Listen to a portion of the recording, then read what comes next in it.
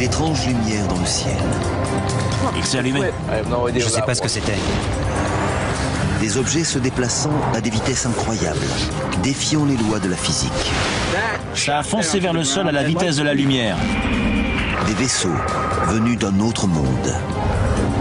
Ils existent, ils sont là.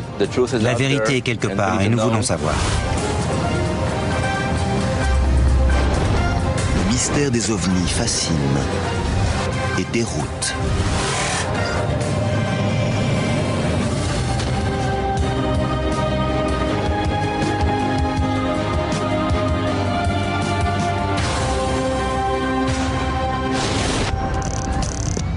Winstead, Connecticut, janvier 2011, 20h. C'était quoi ce truc? Sur le parking d'un centre commercial du centre-ville, des clients remarquent quelque chose dans le ciel. Ça bouge. Tu le filmes? Comme souvent de nos jours, l'événement est filmé par des téléphones portables. C'est incroyable. E.T., téléphone, maison. Les images sont postées sur un site de partage de vidéos. C'est le dernier exemple en date d'objets volants non identifiés, un phénomène qui semble défier la raison. Je sais pas ce que c'est.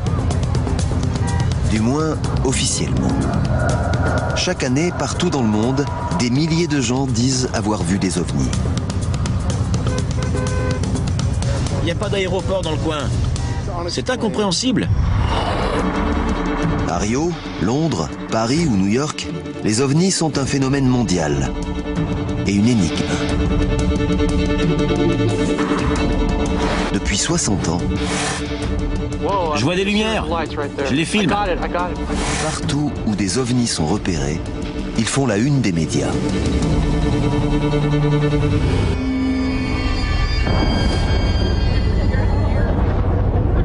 En ce moment, le plus gros buzz de YouTube, c'est l'OVNI israélien. Un vaisseau qui s'est posé sur un temple. C'est un ovni? C'est dingue. On le voit se poser sur le toit et puis décoller à la vitesse de la lumière. J'ai regardé la vidéo plein de fois et je pense que c'est un vrai. Ce genre de scène enflamme l'imagination des passionnés de phénomènes inexpliqués. On en a vu dans le Mississippi, mais jamais comme ça. Immédiatement, on enquête pour découvrir la vérité.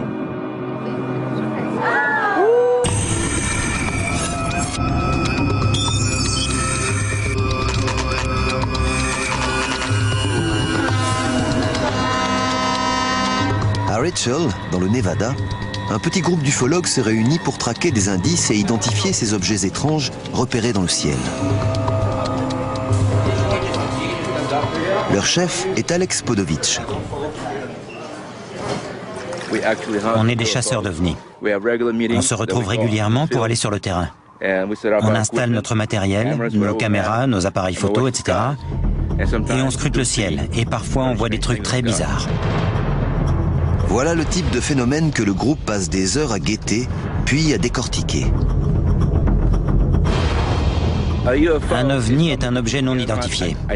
Il peut venir de la planète Terre ou d'ailleurs.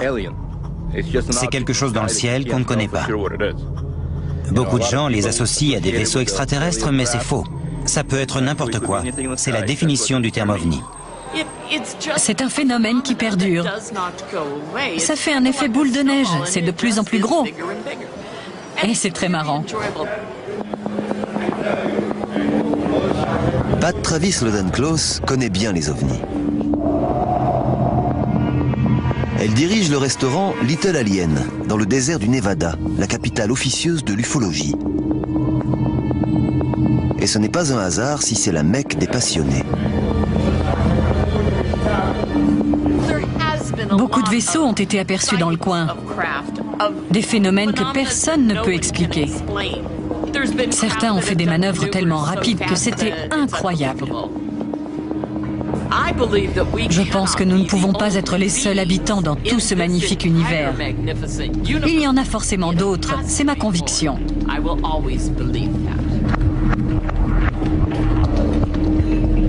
Pour Pat, les ovnis sont l'œuvre d'extraterrestres, une opinion partagée par certains qui ont enquêté sur la question. C'est un fait, ils existent, ils sont là. Et la vérité, c'est qu'ils nous ont créés. Et l'espèce humaine a besoin de savoir d'où elle vient et de connaître ses origines. Depuis des décennies, les ufologues cherchent la vérité, mais ce n'est pas facile.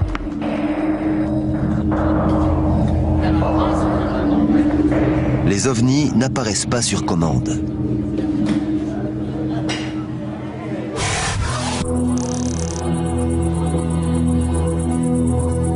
Pour les chasseurs d'ovnis, le Graal, c'est de trouver une vraie soucoupe volante, disons un vaisseau spatial, de le prendre en photo et de le toucher.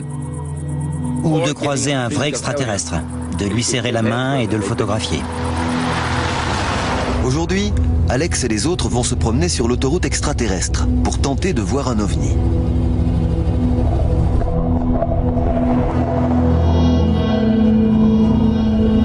C'est toujours excitant de partir en chasse. Ce sera peut-être l'occasion de trouver quelque chose que je cherche depuis des années. On va aller jusqu'à la célèbre boîte à lettres. À la base, elle était noire. Maintenant, elle est blanche. La boîte à lettres est un lieu bien connu du folklore ufologique. Un très grand nombre d'ovnis ont été vus à cet endroit.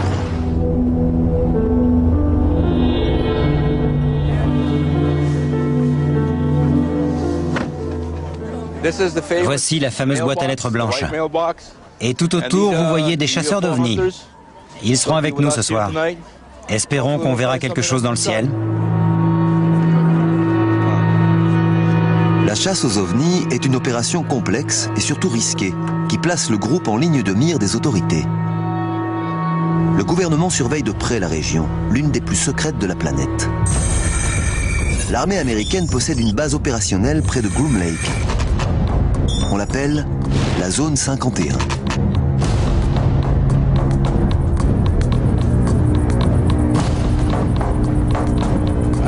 Je vois une tour de guet au sommet de la montagne. Il doit y avoir un radar là-bas. Derrière la crête, il y a leurs installations. Et à 14 km au sud, il y a la zone S4. Là où tous les vaisseaux extraterrestres seraient amenés. C'est juste là. En ce moment, on est sans doute surveillé par la tour de guet. Ils savent qu'on est là. Ils viendront peut-être plus tard pour voir ce qu'on filme. En général, ils sortent s'ils voient des gens avec des caméras. Selon les ufologues, c'est dans la zone 51 que le gouvernement américain cache ses soucoupes volantes. Elles sont les preuves que les vaisseaux extraterrestres sont réels et que certains se sont posés sur Terre.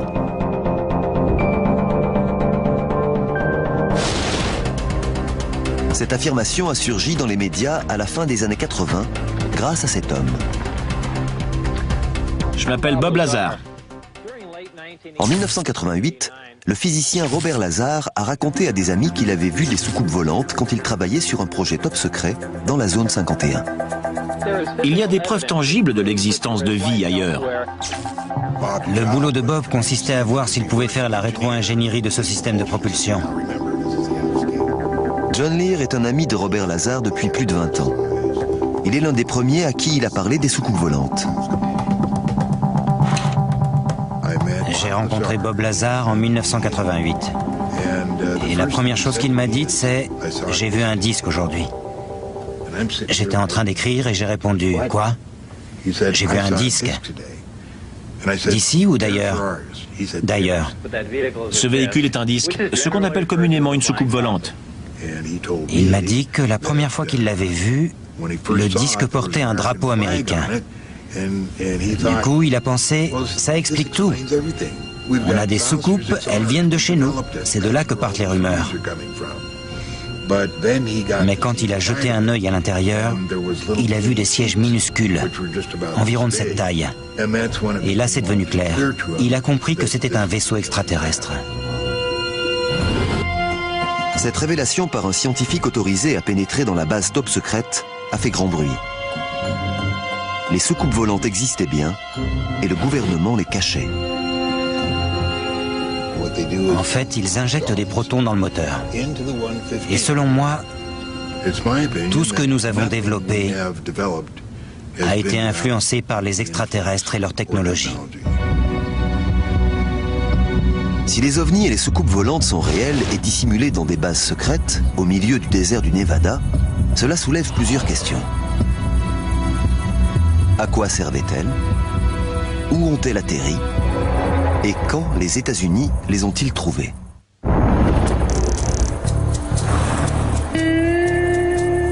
Les chasseurs d'ovnis se préparent à une nuit sans sommeil. Ils sont bien équipés. Ils ont installé une série de caméras très sensibles, filmant en infrarouge et dans des conditions de luminosité très réduites. Ils espèrent prendre des images d'objets inconnus dans le ciel. D'ordinaire, ces équipements servent à des opérations de surveillance dans des environnements très sombres. Certains utilisent la lumière naturelle, même si c'est juste celle des étoiles. D'autres sont des caméras de vision nocturne traditionnelles qui amplifient la lumière. Donc si quelque chose arrive vers nous et émet de la lumière, on le verra. Avant que tout le matériel soit installé, Alex Podovitch remarque quelque chose. T'as vu la traînée de condensation? Ça doit être un F-16. Tu crois qu'on va voir quoi ce soir? J'espère qu'on va voir quelque chose qui a été conçu en rétro-ingénierie à partir de la technologie extraterrestre. Prêt? Presque. Si on a des caméras infrarouges, on peut voir quelque chose d'invisible à l'œil nu. Qu'on n'est pas censé voir. Exactement. Comme ça, on a l'occasion de soulever un coin du voile. Et c'est légal? Mais oui, on est sur un terrain public. Mais si tu te fais arrêter, tu ne me connais pas. Si un ovni est repéré, les chasseurs sont prêts à le filmer et le photographier dans les moindres détails.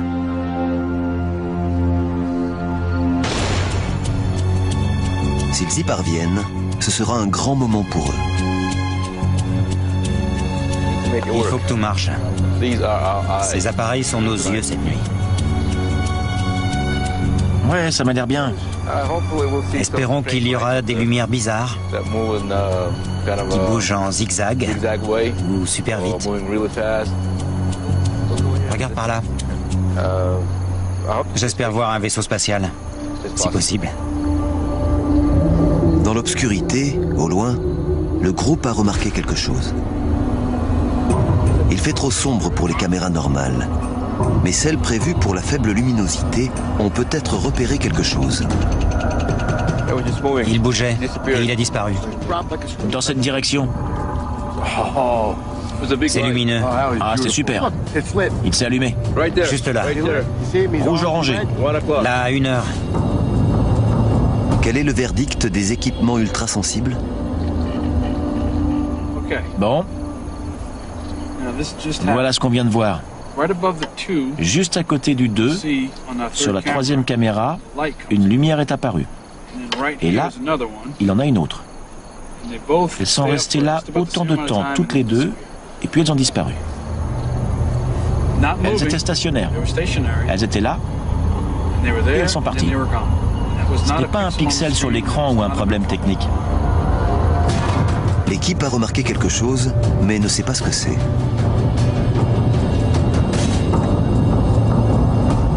Elle espère que c'est une soucoupe volante que le gouvernement américain cache dans le désert. C'est une notion très en vogue dans les cercles ufologiques. Cette théorie est née après le plus célèbre incident de l'histoire des ovnis.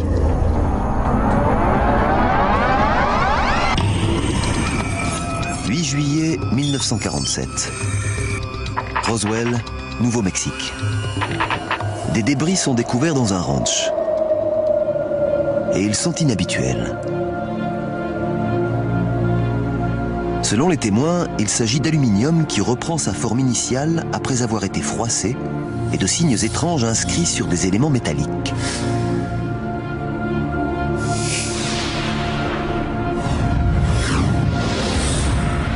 Une légende ufologique était née.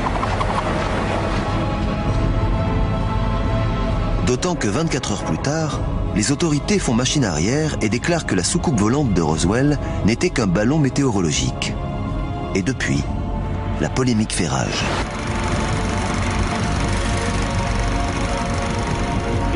Ce qui est intéressant dans l'histoire de Roswell, c'est que quelle que soit la version que l'on croit, celle de l'aviation américaine ou celle de la communauté ufologique, tout le monde s'accorde sur un point. Un objet est tombé et a été récupéré. La grande question est, qu'est-ce qu'on nous cache? Est-ce que ça intéresse toujours? Beaucoup de gens viennent ici pour savoir ce qui s'est passé? Oui, on a encore pas mal de visiteurs. Nick Redfern est l'un des nombreux passionnés qui ont mené l'enquête sur cette célèbre affaire. Là, on est sur le site du crash. Si ça intéresse le public et si les ovnis fascinent autant, c'est en grande partie parce que les gens ont envie de mystère. Ils adorent ça, que ce soit les ovnis, le monstre du Loch Ness, Bigfoot ou les fantômes. Les mystères font recette. Moi, je crois aux ovnis. Et il y a un vrai mystère, ce qui les rend encore plus intrigants.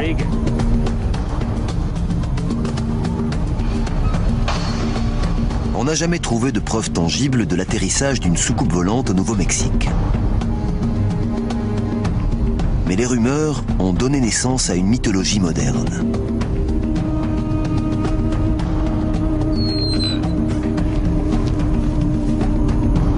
C'est ici qu'on a réuni toutes les preuves. Quand on a commencé à voir des soucoupes volantes en 1947, c'était totalement nouveau. On n'avait jamais vu ça et ça a fasciné le grand public. L'incident de Roswell a planté le décor d'une explosion des observations d'OVNI un peu partout dans le pays. Depuis, les ovnis sont devenus un phénomène global et aujourd'hui, on commence à comprendre pourquoi.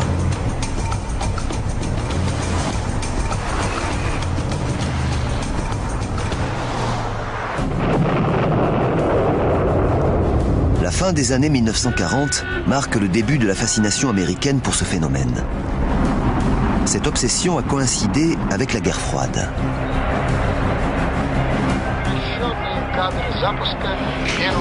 C'est à cette période que l'Amérique a vu de plus en plus de choses étranges dans le ciel.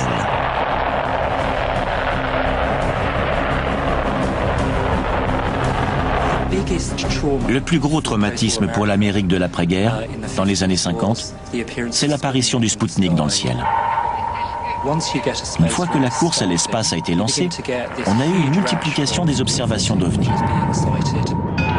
L'ère atomique et la conquête spatiale ont alimenté un genre de plus en plus aimé, la science-fiction. Bientôt, les États-Unis ont produit de nombreux films avec des soucoupes volantes et des envahisseurs extraterrestres. Avec des films comme Les soucoupes volantes attaquent ou Le jour où la Terre s'arrêta, on commence à voir un lien parfaitement clair entre les images décrites dans le monde réel et les soucoupes volantes des séries B des années 50. Cette tendance de la pop culture est devenue une réalité. De plus en plus de gens disent avoir vu des ovnis. Et les autorités militaires refusent de reconnaître toute implication. Les récents incidents rapportés ne sont en aucune manière liés à un projet secret d'une agence américaine. Mais les liens avec l'armée sont réels.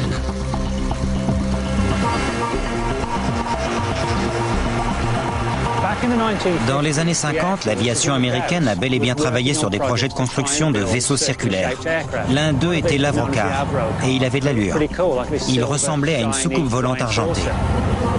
À l'apogée de la guerre froide, les Soviétiques et les Américains planchaient sur des machines expérimentales, en espérant remporter la suprématie mondiale.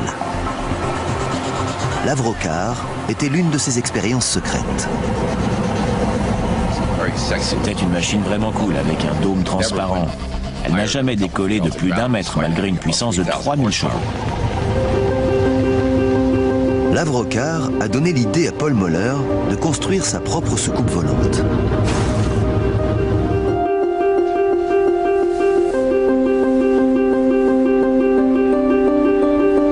Je pense que ça rappelle l'image de la machine qu'on voyait dans le dessin animé Les Jetsons dans les années 60, avec le dôme transparent et une grande liberté de mouvement.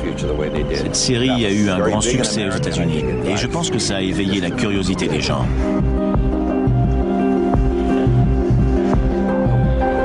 Quand on abaisse le dôme, On se retrouve dans un univers très confortable. Le docteur Paul Moeller vole à bord du M200X. Paul Moeller est l'un des rares à pouvoir affirmer avoir piloté une vraie soucoupe volante. Les moteurs OMC accélèrent. On se sent comme sur un tapis volant. À bord d'un hélicoptère, il y a beaucoup de vibrations. Puis on a l'impression d'être soulevé par le dessus. Au contraire, cet engin n'émet aucune vibration. Le moteur rotatif est comme celui d'une machine à coudre. La puissance vient d'en dessous et la sensation n'a rien à voir. On a l'impression de flotter. C'est extraordinaire, comme sur un tapis volant.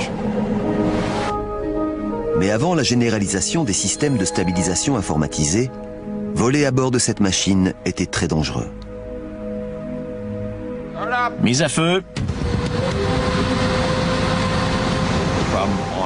Le problème sur Terre, c'est l'aérodynamique. L'air qui circule autour du véhicule génère une capacité de levage qui déstabilise le vaisseau. Bien sûr, on peut rajouter une queue à l'appareil pour le rendre stable sur le plan aérodynamique, mais ça ne ressemble à rien. C'est une espèce de machin rond avec une queue à un bout. Donc, il faut une stabilisation artificielle. Quand on n'est plus soumis aux conditions de l'atmosphère, dès qu'on en est sorti, la forme arrondie est parfaite. Structurellement, elle supporte tout et peut faire tout ce qu'on lui demande. Il faut juste s'extraire de l'atmosphère. D'un point de vue d'ingénierie, les tentatives américaines de construction d'une soucoupe volante parfaitement opérationnelle dans les années 50 et 60 ont toutes échoué. La réussite de ce projet tenait à sa force de propagande. Les ovnis étaient l'équivalent d'une arme. Je pense que le plus important dans toute la question des ovnis, c'est qu'à un moment donné, l'armée a réalisé que ce phénomène pouvait être utilisé à notre avantage. Imaginez-vous à l'apogée de la guerre froide. Vous laissez filtrer l'information selon laquelle une soucoupe volante s'est écrasée chez vous. Et vous commencez à comprendre comment elle fait pour voler. Ça fait peur à l'ennemi. Les pseudo-ovnis américains étaient donc des outils de propagande. Ils n'ont jamais été une menace militaire. Leur fonction était de tromper les espions de l'autre camp. Ça servait de couverture. Les vrais projets militaires sérieux portaient sur des vaisseaux et des plateformes très sophistiquées. Et ils étaient noyés dans la masse des rumeurs de rétro-ingénierie, de dossiers top secrets et de conspirations. Et pendant qu'on enquêtait sur eux, les vrais secrets militaires étaient à l'abri. Ainsi, les rumeurs selon lesquelles les États-Unis développaient leurs propres ovnis servaient d'écran de fumée. Mais que cachait-elle ? L'équipe des chasseurs d'ovnis pourrait trouver la réponse. Elle a observé un objet volant non identifié sur ses équipements de surveillance. Il lui reste à savoir ce que c'est. C'est flippant.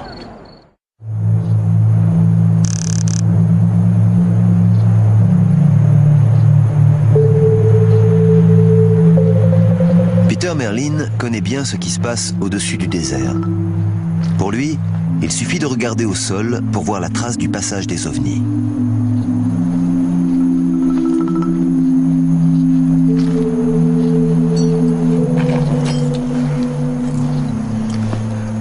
L'une des choses que les gens aperçoivent autour de la zone 51, ce sont d'étranges motifs lumineux dans le ciel, comme des sphères brillantes, ce genre de choses. Et souvent, c'est ça qu'ils voient. C'est une fusée infrarouge de l'aviation. Ça fournit une source de chaleur pour attirer les missiles à guidage thermique. Pour les observateurs au sol, ces fusées sont très intrigantes parce qu'elles ont l'air de rester suspendues dans les airs et sont ballottées par le vent, tout en dégageant beaucoup de lumière. Il y a des milliers de débris comme ça dans le désert. Ça explique pas mal de phénomènes soi-disant bizarres au-dessus du Nevada.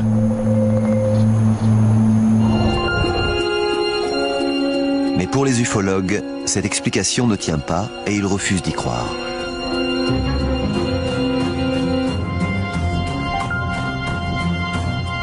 Ça a bougé. La lumière a bougé. Juste là. Je la vois. Elle a accéléré et elle a disparu. Il y a pas mal d'avions militaires dans le coin. Quand ils font des exercices, ils lancent des fusées. Mais les fusées retombent, non? Ce truc n'est pas redescendu vers le sol. Une fusée retombe lentement, c'est toujours comme ça, en illuminant toute la zone. Une fusée, ça flotte. Là, ce truc a chuté à la vitesse de la lumière. Je sais pas ce que c'était.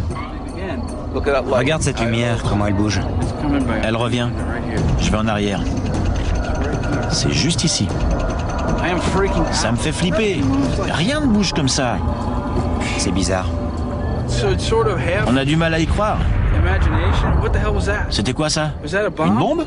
Sans doute. T'es sûr? Oui, il vise notre voiture. Arrête, c'est pas drôle. Les chasseurs d'ovnis sont perplexes. Ils ont repéré un objet étrange au-dessus de la zone 51.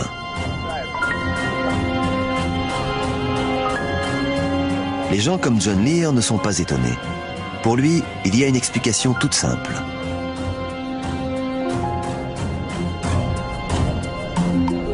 Tout ce que nous avons développé a été influencé par les extraterrestres. Ils nous ont tout donné. À partir de Roswell, on a mis au point des objets comme les transistors, les fibres optiques, etc.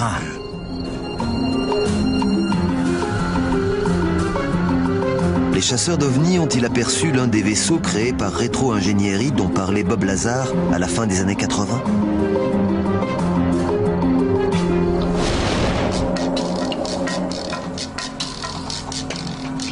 Dans les Spring Mountains, à 65 km à l'ouest de Las Vegas, Peter Merlin va enquêter sur le terrain. On cherche les traces d'un appareil top secret capable de voler à plus de 3000 km/h à 30 000 mètres d'altitude. C'est un projet de la CIA testé dans la zone 51.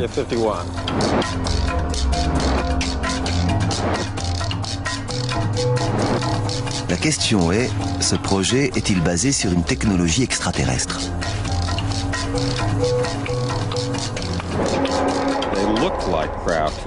On dirait vraiment des vaisseaux d'un autre monde, donc en les voyant, on peut les prendre pour des ovnis.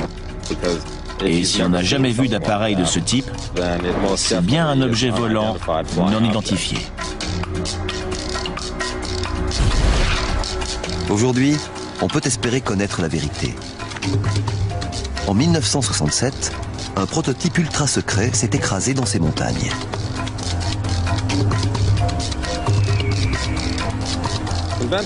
Logiquement, on se dit que le site a été complètement nettoyé.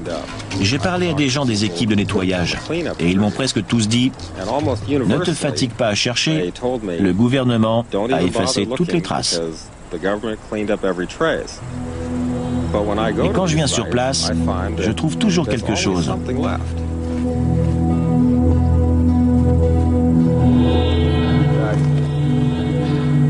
Ça, c'est un gros morceau de titane. On voit de la peinture noire à l'extérieur et cet appareil était noir. C'était un bout de sa structure conçu pour absorber les ondes radar. C'était l'un des composants les plus secrets de l'appareil. Ça peut sembler surprenant de trouver ces débris alors qu'ils sont censés avoir nettoyé. Mais il y en a partout dans le désert.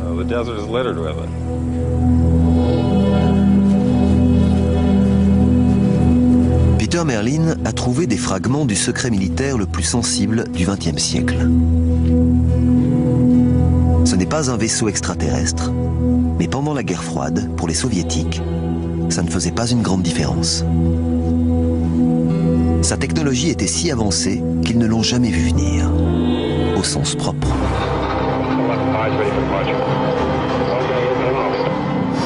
Présenté dans les années 80, l'avion furtif américain a changé la donne en matière de combats aériens.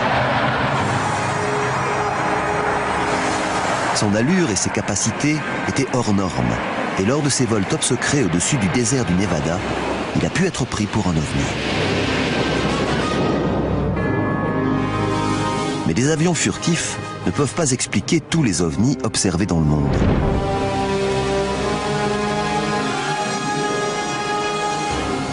Aujourd'hui, la technologie moderne nous permet de comprendre ce qu'ils sont et d'où ils viennent.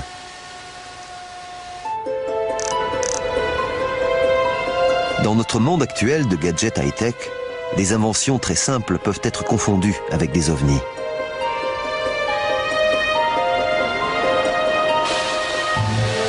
Voici l'aérobot.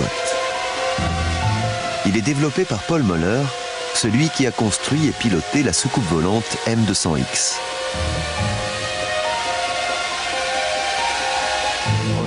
L'aérobot que je fais voler est un véhicule conçu pour inspecter les ponts. On avait un gros problème. Comment inspecter un pont sans risquer la vie de quelqu'un quand on veut identifier des lézardes dans la structure? L'aviation américaine utilise ces machines expérimentales pour des missions de surveillance aérienne. Et ces engins sont inconnus du grand public. Pour un observateur lambda, c'est exactement le type d'objet qui attire l'attention et qui semble inexplicable.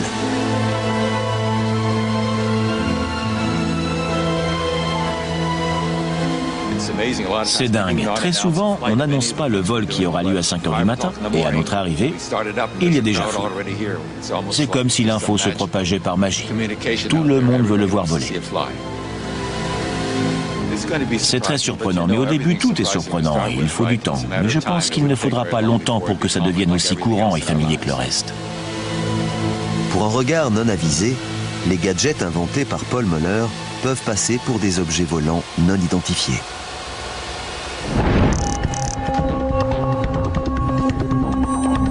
Comprendre ce que les gens voient dans le ciel et prennent pour un ovni est justement le rôle de cet homme. Marc D'Antonio est l'analyste en chef du MUFON, le réseau mutuel des ovnis, une organisation américaine qui enquête sur les phénomènes inexpliqués. Quand quelqu'un aperçoit quelque chose, il peut le filmer ou le photographier. Par exemple, on a une vidéo faite avec un téléphone portable postée sur Internet hier soir. Et depuis, elle a déjà été vue 187 fois. En gros, le monde entier peut la regarder. C'est l'OVNI observé au-dessus du centre commercial de Winstead, dans le Connecticut. Marc D'Antonio a l'habitude d'étudier ce type d'images pour les décrypter. Dans la plupart des cas, son verdict surprend les témoins de la scène. Comme on peut l'imaginer, les vidéos d'OVNI sont souvent en réalité des images d'objets volants tout à fait identifiables, comme des avions, des insectes, des oiseaux, des météorites ou d'autres choses qui volent dans l'air. On reçoit aussi beaucoup de photos, avec par exemple des frisbees photographiés sous un angle bizarre. Regardons celle-ci par exemple. Sur sa base de données, il a des centaines de clichés de pseudo-ovnis. Quelqu'un a pris une photo d'un vaisseau. Mais c'est un objet connu, c'est un avion. Il n'y a donc aucun problème. Mais vous voyez cette traînée et ces deux appendices? De ce côté et de l'autre? C'est un exemple typique parce qu'en fait c'est juste un objet flou, tout près de l'objectif. Tout simplement un insecte. Comme ici, très souvent les gens croient voir quelque chose sur une photo ou une vidéo, alors qu'au moment de la prise de vue, ils n'avaient rien remarqué. Et bien souvent, les objets en question ne sont pas volants du tout. Il arrive fréquemment que des gens prennent une photo pour une autre raison, le travail ou le plaisir, et qu'ensuite, en la regardant, ils soient intrigués par un détail qu'ils n'avaient pas vu sur le moment. Prenez celle-ci. Dans le coin, deux traits sont apparus. Ils nous ont été présentés comme deux objets qui n'avaient pas été vus quand la photo a été prise. Je l'ai regardé et j'ai éclaté de rire. J'ai dit « Ah, merci, j'adore ». En fait, c'est juste une agrafe. 95% de tous les pseudo-ovnis envoyés pour analyse sont au final des objets connus, tout simplement mal identifiés ou filmés de manière inhabituelle.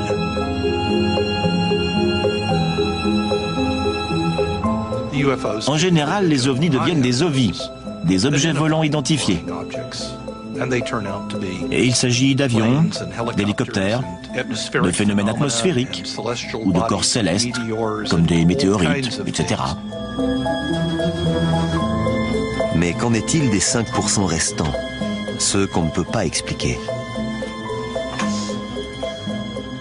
Toutes les images qu'on a étudiées jusqu'à présent ont fini dans la catégorie identifiée pour 95% d'entre elles. C'était des avions, des insectes ou des fusées. Dans le cas qu'on voit ici, c'est vraiment un objet volant non identifié. On ne sait pas ce que c'est. C'est un cliché qu'on nous a envoyé pour analyse. D'autres gens que moi l'ont étudié et on ne sait pas. Ce qui nous intéresse vraiment, c'est ce petit pourcentage de non identifiés. C'est autour de ce petit nombre de cas que tout le monde se bagarre. Bien sûr, si les croyants ont raison, si ne serait-ce qu'un seul ovni est authentique, ça veut dire que les vaisseaux extraterrestres existent. C'est une question qui obsède la communauté des ufologues depuis le début. Quelque chose qui vole dans le ciel et qu'on ne peut pas identifier n'est pas obligatoirement un vaisseau extraterrestre. Il n'y a aucune raison pour qu'en 2011, si quelqu'un voit un engin circulaire dans le ciel, il soit construit par des aliens. Et en voici la démonstration, toujours à Winstead, dans le Connecticut. Sur ce parking mal éclairé, les passants observent un objet étrange dans le ciel.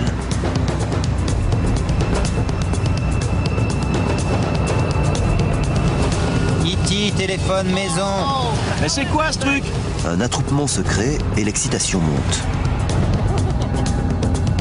La scène est filmée avec des téléphones et postée sur le net quelques heures plus tard.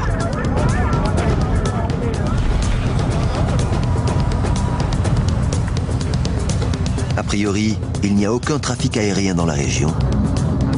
Aucun vol de dirigeables ou d'engins publicitaires n'a été annoncé. Pour tous les gens présents, c'est bien un ovni. Incroyable!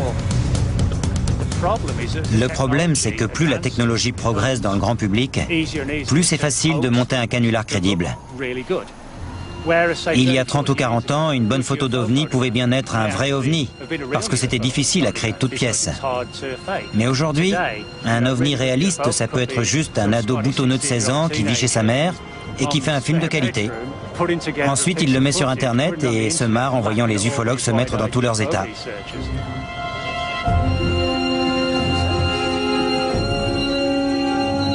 Ok, il arrive. Cet ovni est un canular. La soucoupe volante du Connecticut est née dans un atelier 24 heures plus tôt.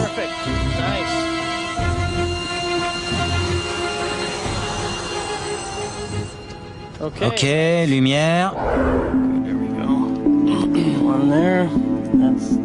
C'est une expérience imaginée pour notre enquête par Marc D'Antonio.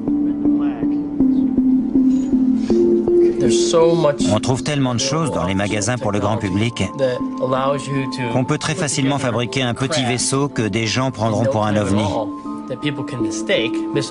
Ça nous complique la tâche, parce qu'on doit distinguer le vrai du faux. Et pourtant, il y a bien des phénomènes inconnus. Et c'est ce qui nous intéresse. Mais Marc n'a pas monté ce canular sans raison. Il avait un but précis. C'est essentiel que les gens sachent interpréter ce qu'ils voient dans le ciel, qu'il s'agisse d'un météorite ou d'un quadcoptère à 4 hélices avec des phares. Il y en a littéralement des milliers dans le ciel. On doit leur montrer ce que c'est, parce que beaucoup trop de gens les signalent et pensent avoir vu un truc qui va changer leur vie. En fait, c'était juste un petit plaisantin qui leur faisait une blague. Pour nous, c'est important d'informer le public. Et on veut aider les gens à démasquer les mystificateurs et montrer comment ils ont monté leur canular. C'est bon. C'est parti. Le mystère de l'OVNI du Connecticut a été résolu. Mais ce n'est pas toujours le cas. Que penser des 5% de cas incompréhensibles?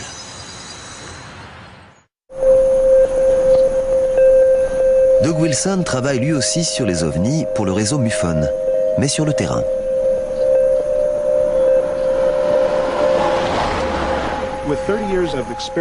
Ça fait 30 ans que je suis enquêteur et en général, au bout de quelques minutes d'entretien, je peux dire s'il s'agit d'une planète, d'un avion ou de je ne sais quoi, même si le témoin que j'interroge est sûr et certain que ce n'était pas un avion. Est-ce que ça m'est déjà arrivé de dire honnêtement que j'ai exploré toutes les pistes et que malgré tout, je ne sais pas ce que c'est? Oui, c'est arrivé. Dans ces cas-là, Doug sait pourquoi les gens font instinctivement le lien avec l'espace et les aliens. Les gens ont besoin d'avoir une explication pour tout. Et on a Star Wars, Star Trek et tout un tas d'histoires de science-fiction dont les gens raffolent. Du coup, ils pensent automatiquement à quelque chose qui vient de l'espace. Donc, si on ne leur donne pas de réponse, ils en trouvent une par eux-mêmes. Et souvent, c'est la piste extraterrestre. Tandis que le cinéma et la télévision entretiennent le fantasme, le manque de transparence des autorités et les 5% de phénomènes inexpliqués alimentent les spéculations.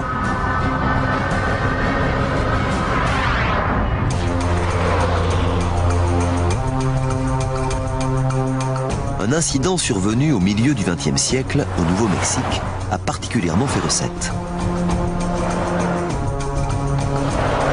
Il a donné naissance à une industrie nourrie par notre fascination pour l'inconnu. Mais en vérité, l'affaire de Roswell n'a rien d'un mystère. La meilleure explication pour tout l'incident de Roswell, c'est une expérience de physique qui a mal tourné et qui a conduit à des conséquences imprévues. Aujourd'hui, la version officielle de Roswell est le crash d'un système d'espionnage top secret dont le nom de code était Projet Mogul. Ces ballons étaient des engins énormes. On a un dessin ici. Il mesurait 180 mètres, ce qui fait presque la moitié de la hauteur de la tour Eiffel. Contrairement à ceux qui maintiennent que c'est une soucoupe volante qui s'est écrasée dans le désert, le physicien David Thomas a la preuve que la version officielle est la bonne. Voilà une copie en plus petit de la poutrelle retrouvée parmi les débris de Roswell.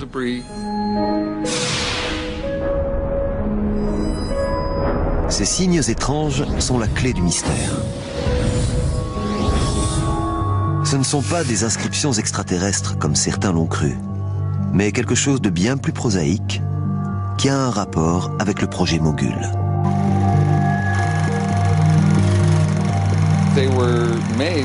L'aviation américaine a fait fabriquer les ballons par une entreprise de jouets de Manhattan. Et comme ces réflecteurs n'étaient pas assez solides, l'armée a demandé si on pouvait les renforcer. Alors l'entreprise a collé du ruban adhésif qui provenait de son rayon jouet. Il se trouve qu'il était décoré de symboles bizarres, un peu comme des hiéroglyphes, qui ont pu être interprétés comme des signes extraterrestres. Voici le ruban adhésif. On y voit les dessins décrits par les témoins, mais ils n'ont rien d'extraterrestre. Malgré les preuves, certains continuent d'y croire. 60 ans de théories diverses ne peuvent pas être balayées si facilement. Personne ne va cacher un ballon météo. Idem pour les ballons du projet Mogul. Il y en a eu d'autres qui sont tombés sur le sol américain à l'été 1947, mais ils n'ont pas fait l'objet de mesures de sécurité aussi strictes que l'incident de Roswell. Et pour moi, ça écarte la thèse d'un ballon du projet Mogul. C'est l'événement le plus célèbre et son explication ne sera peut-être jamais universellement acceptée. Pourtant, la vérité est indéniable. Dans l'immense majorité des cas, les ovnis ne restent pas non identifiés très longtemps. Il peut s'agir d'une mauvaise interprétation, d'un phénomène atmosphérique, de ballon, de canular ou d'une simple agrafe.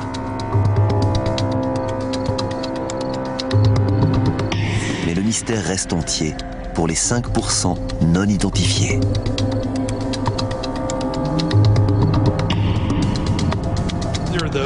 Certaines personnes comprennent que parmi toutes ces lumières mystérieuses et ces phénomènes bizarres dans le ciel, il y a pas mal de choses clandestines. Il n'existe aucune preuve irréfutable du passage d'un quelconque vaisseau extraterrestre sur la planète Terre. Les croyants continuent à chercher. Elle revient. La dernière, juste ici. Juste ici. À mon avis, la vérité sur les ovnis, c'est qu'ils sont réels. Ils sont là. À Roswell, au Nouveau-Mexique, quelque chose s'est craché. Et je pense que c'était un vaisseau extraterrestre. Les autres se contentent de scruter le ciel et de rêver. 80 à 90% des incidents ont une explication. Mais je suis rationnel et j'essaie de garder l'esprit ouvert. Et pour moi, il n'y a aucune raison de penser que les aliens ne peuvent pas déjà être là. C'est comme l'existence de Dieu. On ne peut pas la prouver, mais on ne peut pas la réfuter avec 100% de certitude.